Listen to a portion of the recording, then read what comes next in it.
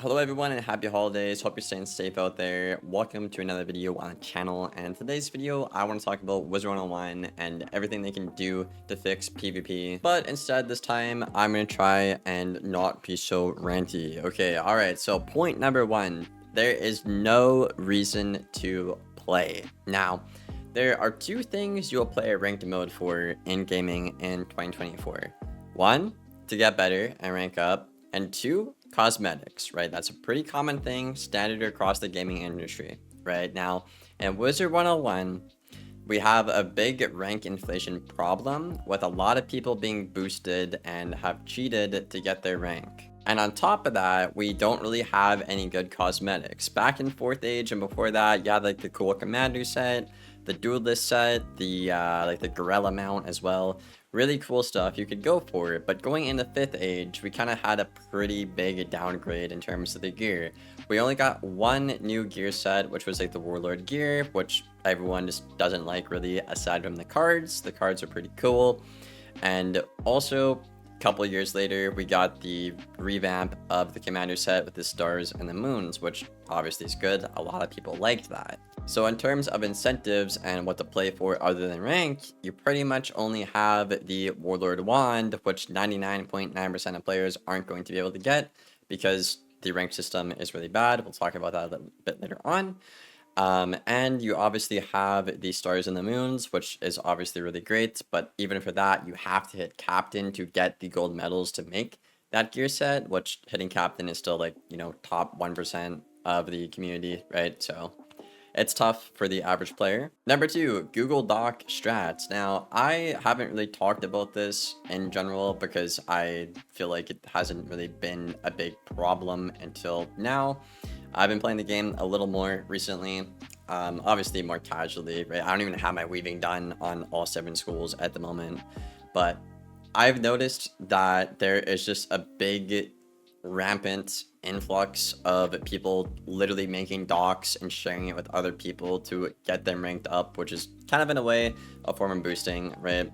But that's not the primary form of boosting I'm talking about in the video. But point is, basically, you'll have a lot of these people who aren't that good, they're lower rank, but they have a doc someone made, so therefore they can rank up. For example, if I really wanted to and I made the time, I could probably make a Google Doc spreadsheet, move by move, how to beat half the schools on a storm, like a myth, fire, storm mirror, and a balance. Am I gonna do that? No, it's unethical, it's wrong on a whole new level, it's not even the game you're playing at that point, and it's taken a lot of the skill expression out of the game, and especially at the higher ranks, right? Like, you can know how to play a school perfectly, right? Like me, for example, right? I played probably 4,000 games on my storm in 5th Age, right? I've honestly maybe only lost like 2 seasons in an entire season back when I played a lot, probably like last year.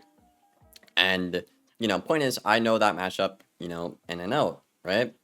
But now, this day and age, people have literally made a Google Doc sheet on how to beat the matchup. And it's just sad, right? Because you spend all those hours actually getting good at the school, and I actually became the first Storm Warlord of 5th Age at max level, just for it to get undermined by some cringe kid who isn't even high rank, but they took the time to make a Google Doc, which again correlates to my main point here of a lot of artificial rank. You have people who are maybe like around veteran, but they're reading a doc, so they're getting around captain now. It's just bad. It's not good for anybody because the people actually playing the doc, they don't know what they're doing. They don't know why it's good. They don't actually possess the skill. It's like when I hit Warlord, if I took the time to make a Google Doc on how to hit Warlord and everyone just got Warlord, it's like, it doesn't really mean anything anymore. You know what I mean? That's my point. Number 3, making the worst elo system in the history of gaming. And no, I'm not exaggerating when I say that. Just yesterday, I played a game where I got a counter matchup, Ice versus Storm. I'm the Storm, they're the Ice,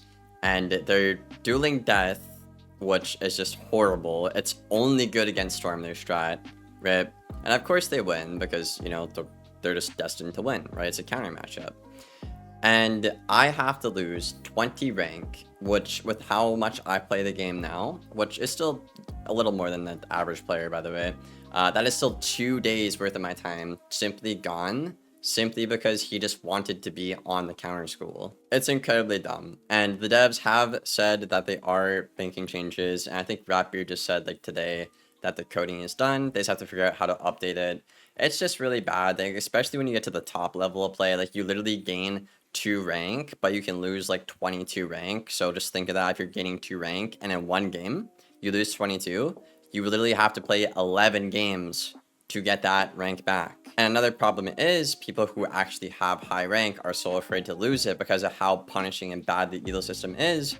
You're not going to queue someone that's actually at your rank, and if they do queue you, the pool is so small, you're just going to get targeted, and that's what a lot of people do, right? They'll boost and Q snipe their way to rank up because that's the most efficient way to do it. And as somebody who actually got Warlord legit, it just kind of makes me feel like shit, you know, because I actually put in the time to rank up legit. You know, I didn't have a doc, I didn't have friends that boosted me, I didn't like dodge people. I just logged on, played the game, logged off, till I hit 2k, and that's it. But now me being Warlord doesn't really mean anything when everyone else is just boosting for it or just cheating to get it. Next up, let's talk about the barrier to entry. I don't really need to talk about this too much, but I made a short about it like last week, actually just genuinely trying to help people, and y'all seem to like it, and it's just made fun of me because like the amount of work you have to do to get into PvP is insane. I really do want to make a new account and like time every part of me grinding, like the spellment farming and getting the gear, you know, leveling up, and just actually see how many hours it takes you to get into PvP if you're hyper efficient. I'd really like to know. I think you guys would like to know that too.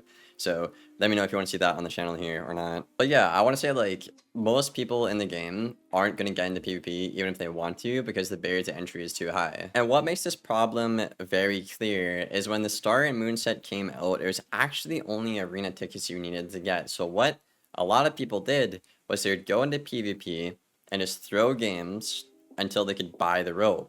And when this update happened, Rapbeard, the lead game designer, said that the queue population was up nearly 4 times. I think it was like 4 or 5 times. I think it was 4 times the first couple of weeks when that happened. And once they patched that and like, you know, made it harder to get, it was still up like, you know, like 2.5 or something because people actually had a reason to play and something to go for, which again is why I want them to add more incentives because, you know, more people are playing then, more people are happy. But my point is here to illustrate is there's a lot of people that want to get into PvP, but they simply just can't do it because the barrier to entry is too high. But if you give them a reason to, like, they will, you know, they'll eat that up.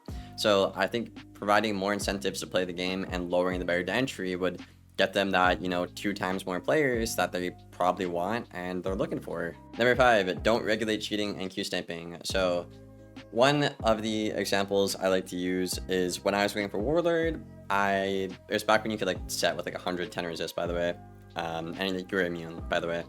But basically back then I would get on and I would queue and I would get off because I know even if I'm not live, I would get sniped because that's just what people do at high ranks. You know, that's just how it is. So I play 1 game, probably win, get off. One day I queued in the morning. I think it was like 8 or 9 in the morning, like 8:30ish, and then I went out. I went to go see my auntie and my grandma. I got some groceries and, you know, I went for a walk. And I came back and I queued again around like noon, like, you know, 3 or 4 hours later.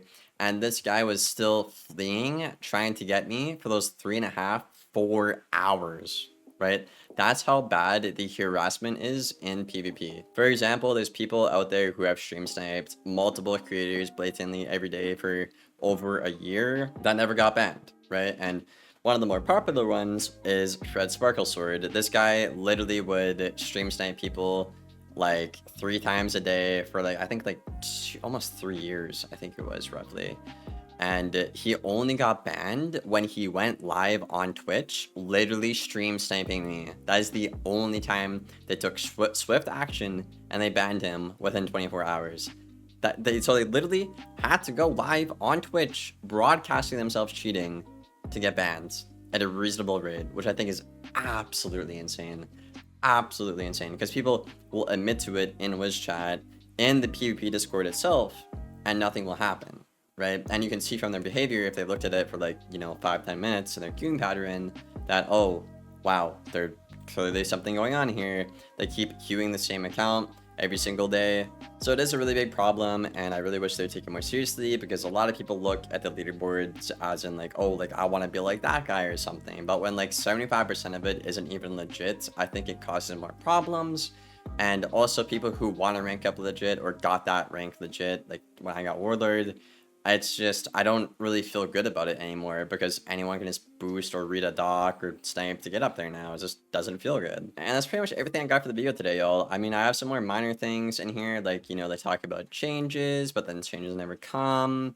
And then some schools are just like literally unplayable or horrible. So a good example I could use right now is, you know, Storm right now, by the way, very good school in the meta, but an objective fact is their dual schooling is 1/5 below of these 6 other schools in the game right now. It is that bad, right? So people can dual school against Storm, amazing, just have a great time.